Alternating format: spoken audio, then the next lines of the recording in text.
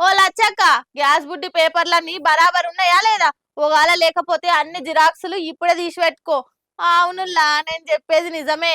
6 గ్యారెంటీల ఫార్ములాతోని గెలిచిన కాంగ్రెస్ సర్కారు ఇప్పటికే 2 పథకాలు అమలు చేసింది. ఇక ఇప్పుడు ఆడోళ్ళు నమ్మి ఓటేసిన పథకం కోసం సర్కార్ తయారైతుంది.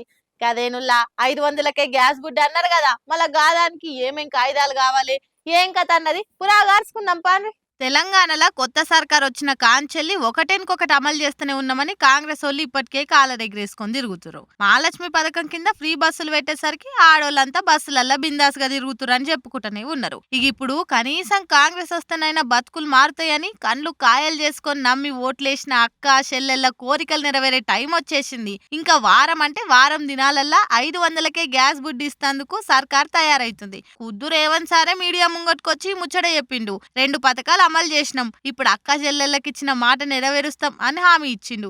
ఇది ఇట్లుంటే ఇంకో దిక్కు ప్రతిపక్ష పోలేమో ఏవి ఏవి పథకాలు ఇంకా అమలు కాలేవు, అన్ని మాటలు తప్పితే చేతలు లేవని ప్రతి మీటింగ్ లో మొత్తుకోవట్టిరి. ఎవరెన్ని మాటలన్నా 6 గ్యారెంటీలు బరాబర్ అమలైతాయి. జర్ర టైం అటు ఇటు అయితే తప్పితే పథకాలు ఎగ్గొట్టే ప్రసక్తే లేదని ఎగిరి గంతేసేటట్టు చెప్పేసరికి పబ్లిక్ అంతా ఈ పాటికే గ్యాస్ బుక్కులన్నీ కరెక్ట్ పెట్టుకొని తయారుగున్నారు. కాకపోతే ఫ్రీ బస్సులకే ఆగమైతున్నాం కదా, మళ్ళా గ్యాస్ కాడ ఏమన్నా లొల్లిలు పంచాదులు అయితాయా అని జనాలు టెన్షన్ పడితే హెల్ దొరికిందే ఛాన్స్ దుల్పిడిచి పెట్టాలని ప్రతిపక్ష పోలే ఎదురు చూస్తున్నారు. ఇవన్నీ ఇడిసబెడితే ఇంట్లో ఎంత మంది ఆ లక్కీ ఛాన్స్ కొడతారో చూడాలిగా.